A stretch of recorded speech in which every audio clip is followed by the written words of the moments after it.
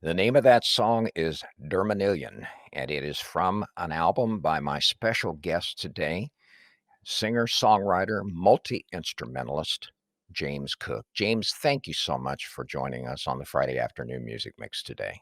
Thank you for having me. Appreciate it, Oh, Gregory. it's a pleasure. I received your latest album, which is just incredible, called "The Other Side of Hell," from your radio promoter, Joe Swank. And I had never heard of you because you're hiding out in Wichita Falls, Texas. But I was knocked out by it. And so much so that I asked him for the second album that you had called Lullaby for the Rapture. And the song that we played introducing the interview, Dermanillion, is from that particular album, Lullaby for the Rapture. And I'm really glad that you suggested we enter the interview with that because I'm really knocked out by this recording. Um, Tell me a little bit about how you went about going about writing. And by the way, did you produce and engineer this album as well? Yes. With a friend of mine, Derek Narano, from Wichita Falls as well. He just bought some recording equipment, and I told him I wanted to record an acoustic album, and I had this idea, and it just kind of kept growing as we worked on it. Being from Wichita Falls, I'd say about 7 years ago, we were going through a drought in Texas, and the talk of the town and the talk of the state, really just everywhere, was kind of this end of the world vibe that was going on, even though it was raining in other parts of the world. But it allowed me to kind of think, or what if it happened? What if the end of the world happened? How would people in a small town deal with it? So I created this town in which different people were dealing with the end of the world in their own way. And it allowed me to write lyrics on different levels. So if you listen to one of the songs, it's very poetic, and the guy talks about being a poet. So I got to try to be as poetic as possible in Flat, Foolish, and Despised. Um, the other one was somebody who was chasing dreams, and he didn't want his life to end in that town. So he wanted to get away from town and try to pursue his dreams before it all ended. And as I was circling around this thing, because it kept growing, and then we kept adding instruments and people to help out with the album, I kind of threw this idea around about, wouldn't it be fun to write a love song halfway through this sad album about the end of the world? And this Dermanellian came about, which I read somewhere was the Mayan word for life over the cliff of death. I think that's what it was. Wow.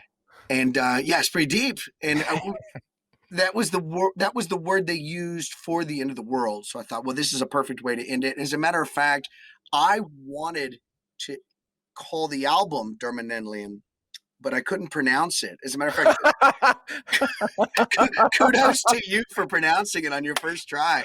Very impressed. I couldn't pronounce it. My wife would constantly make fun of me and correct me.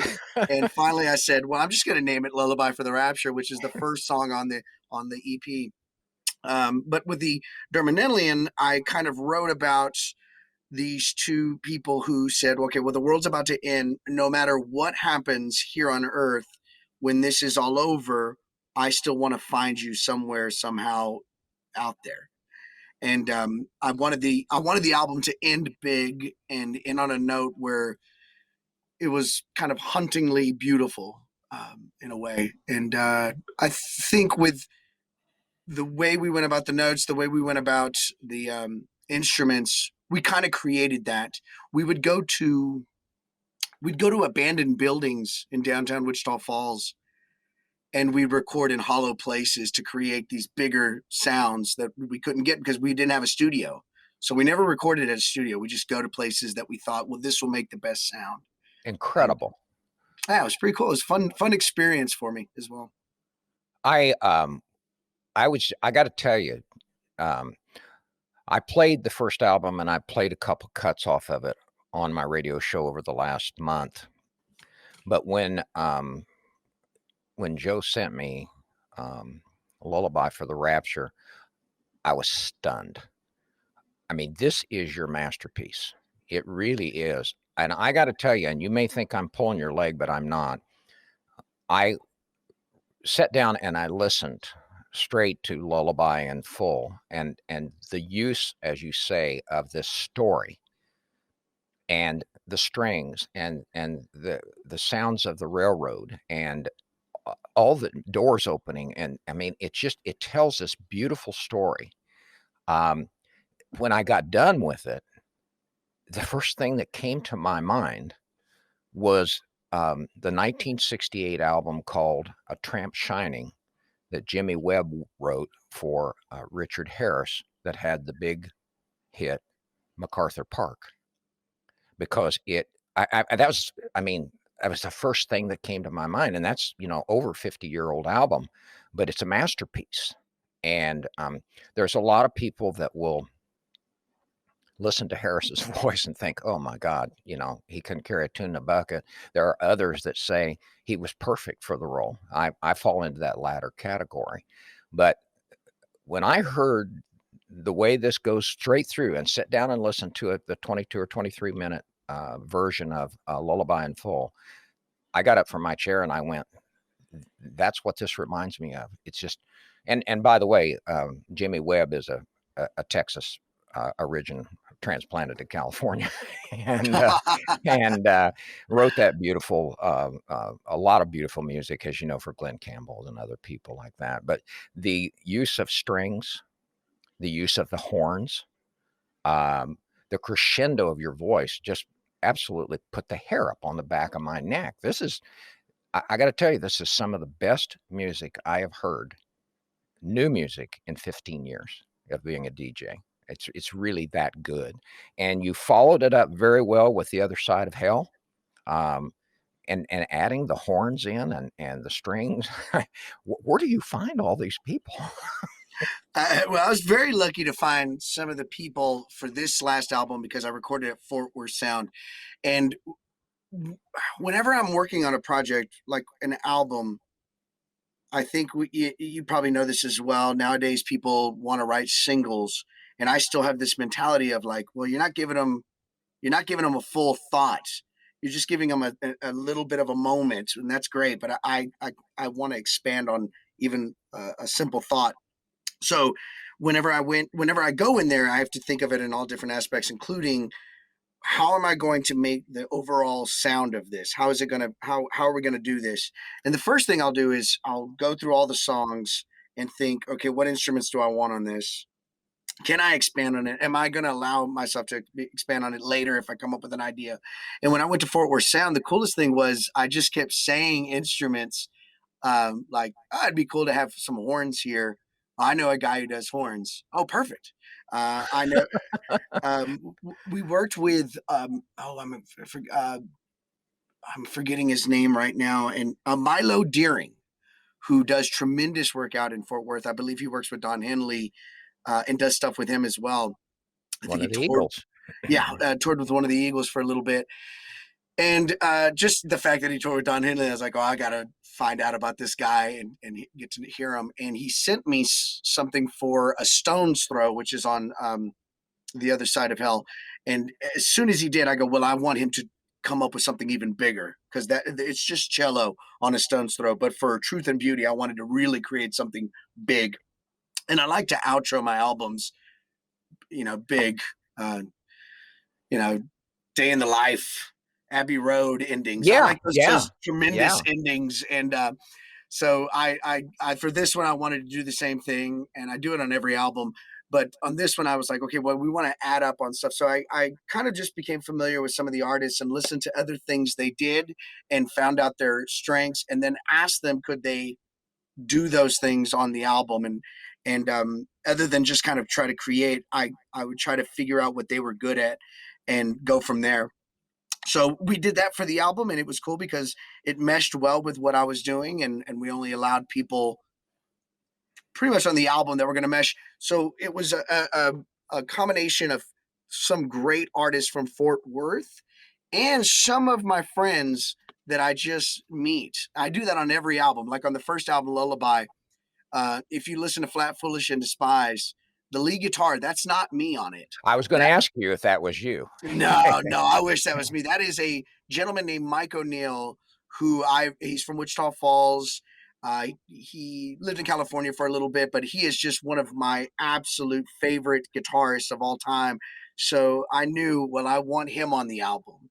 It's kind of it's a personal thing where I find my friends and the people that I admired growing up to get on the album. And then the other half is just some great artists from the region. So for this album, we were able to grab a lot of tremendous artists from the Fort Worth area. Well, let's play a song from that album. Let's do Straight to Hell. How's that sound?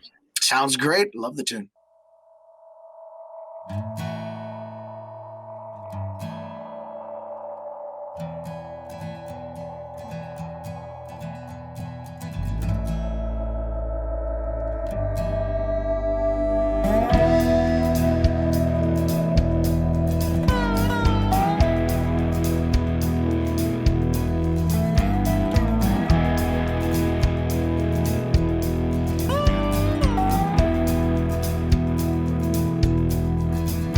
Promises to the devil, I made prayers to my Lord, yet I never did what I was always told.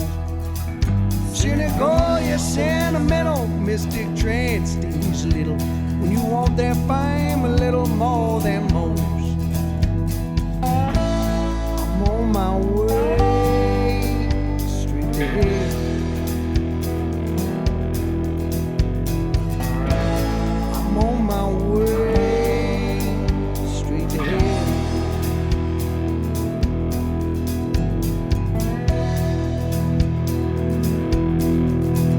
Hell, I know I should leave this alone, but it calls me from the valleys down below. Hear that strain and rope coming for me, I know. Take me to the gallows pole. I'm on my way straight to hell. I'm on my way straight to hell.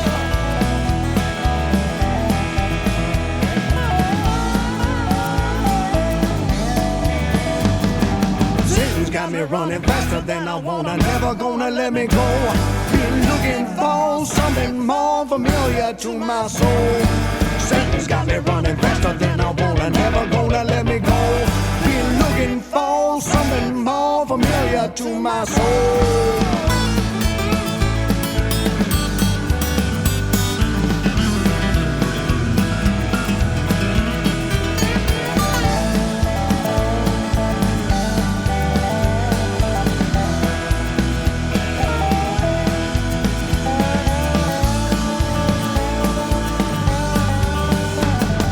Satan's got me running faster than I wanna, never gonna let me go. Been looking for something more familiar to my soul. I'm on my way straight to hell.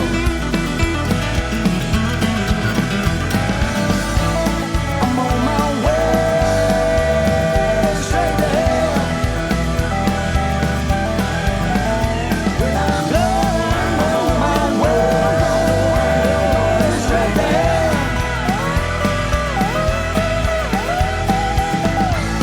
I'm on my way.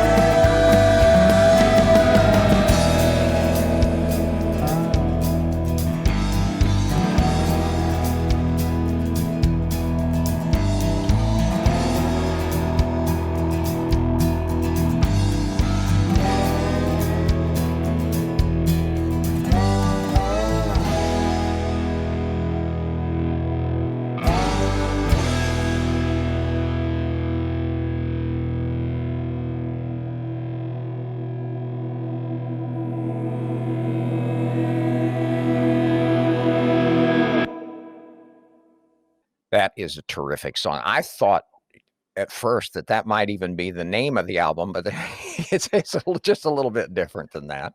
But Yeah. it's a great song. I played Easy on My Mind this last week on my show, and I really like that song a lot.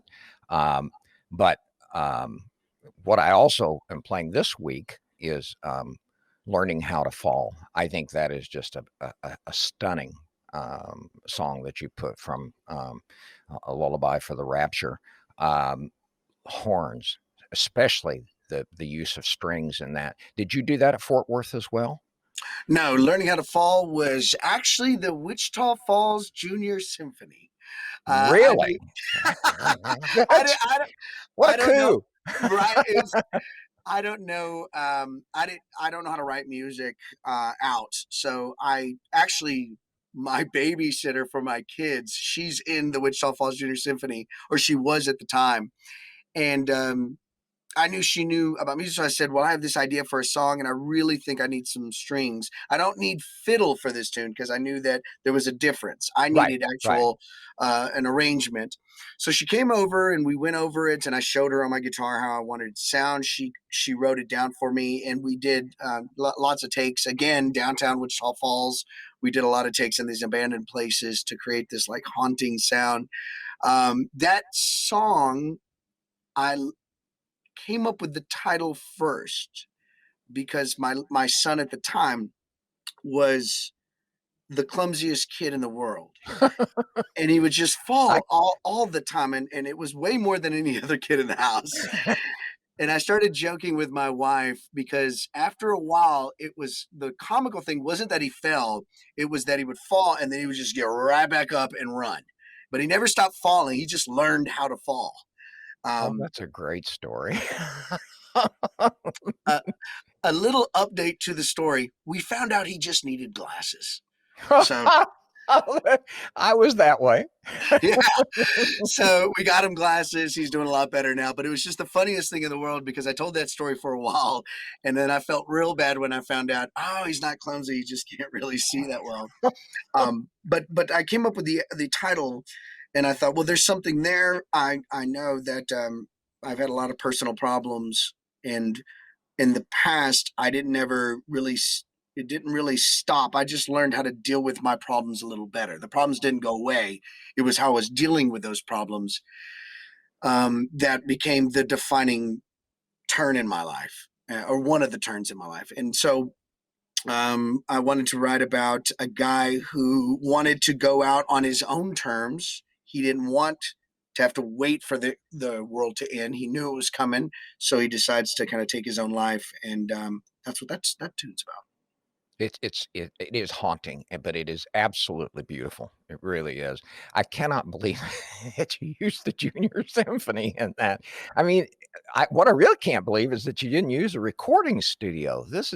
It's so well produced and engineered. It really is. No one would know that if you didn't tell that story. It's that good. Thank you so much. I appreciate that. Oh, like I said, I consider it a masterpiece. I really do. Let's talk about your albums. By the way, you have your first album from 2015. We haven't mentioned today. It's called Tall Tales of a Brown Buffalo. And then in 2016 is you call it an EP, but it does have the lullaby in full in it, which is a continuous story for 23 minutes called Lullaby for the Rapture. And then your latest release in February 2021 is called The Other Side of Hell. And they can also listen to your music and buy these, by the way, purchase them directly along with some merchandise at your website at jamescookmakesmusic.com. I saw that some other James Cook, an imitator, already got the jamescook.com. So Yeah, before yeah. I feel there was another guy in England. I should have known it was going to be England with the name James Cook. Uh, I did want to say that my first album was actually Lullaby. My second oh, album was really? Tall Tales. Yeah, because the Lullaby was honestly written because I just wanted to get shows. Like I told Derek, the guy who helped me with it and recorded most of it with me. Um, I told him I just want to make something so I can get some shows, like acoustic shows. I just want to get out of town and start Right. playing places. And he said, "Oh, I can." He should have never said yes. He goes, "Oh, I can record acoustic." And I was like, and then I could, well, what if we added some banjo? Well, do you know any banjo players? Well, there's no banjo players in Wichita Falls. Well, you got to learn how to play banjo. Okay. And I'd like to do some mandolin. Well, I don't know any mandolin players. Well, I'll buy a mandolin. I'll learn how to play mandolin. So all of the stuff that you hear on the album that I did for the first album, I did a lot of the instruments because I didn't know how to hire anybody. There wasn't really any musicians to hire in Wichita, so I did everything as much as possible by myself. And what I couldn't do on the first album, I would just ask people and show them how I'd like it. Even to the point where I know I must have upset some people, including some drummer who he said, "Well, do you just want me to play the cajon?" I go, "Yeah, I like the sound of the cajon." And he goes, "And would how do you want me to play it?" And I showed him how to play it. And he goes, "Well, why don't you just record it?" I don't know. I want to be able to say that a drummer did this, and I don't want to have to pass myself off as a drummer. But yeah, so most of it was just the first album, Lullaby. I did it all just to get shows, not to get. I didn't think it was going to be anything a radio station would like. Um, I didn't really think that it was anything that was going to make waves. As I know I'm lowballing myself, but I really didn't think much of it. I just knew that it was going to be something that I could get out to people, and I wanted it to do it as well as possible. You And it did a did. lot better than I thought. So You did. And did you play dobro on it too? Or National, whichever that happened to be? no, no, I did the dobro. I don't think I introduced a dobro until this last album. Was that But when it was? Okay. yeah, it was the Yeah. Straight to Hell was the album I've had that. Yeah. You did. They're both just incredible. I listened also to Tall Tales, and I like that one as well. But Lullaby just jumps out at me. I just think it's just wonderful. And let me tell the audience again that they can get these from your website, which is jamescookmakesmusic.com, and that's Tall Tales of a Brown Buffalo, Lullaby for the Rapture, which is called an EP, and then his latest release, which is called The Other Side of Hell. They can be obtained directly from James on his website, or I noticed it's on Amazon and iTunes as well. All right. They just came for the show. Thank you for knowing that line. That's awesome. Oh, I love that line. I thought it was great. That's true. I wrote that during lockdown. Actually, that was one of the last songs that I wrote. That song has to do with patience, and I wanted to talk about the patience between having to stay home and missing playing live. But I also wanted to talk about having the patience to grow on the new album, because that's what it's all about. Is about my wife and how she kind of helped me learn a little bit more about myself and what it takes to be happy. So I dedicated the entire album to her. Isn't that wonderful? I think it's just Yeah. fantastic. It is. What a great partner you've got. No question. Oh, she's the best. That's great. Well, let's. I'd like to go out if we could on a beautiful song from Lullaby in Full called Truth and Beauty. I think this is one of the prettiest songs that I've ever heard. And James, when you get back on the road again, and I see, fortunately, you've got shows booked clear up into September, which is terrific. And now that we're open back up again and getting, music back out where we can listen to it live, I'm so thrilled to hear that. But I hope if you get up into the Pacific Northwest, that you come by the studio and bring your guitar, and we could talk to you again and play some of your music live on the air. I would love that. Anytime. I would love to come up there and hang out with you guys. That sounds real good. Thank you so much for joining me here today. I know we're going to hear big things from you coming up in the future. And let's go out with Truth and Beauty.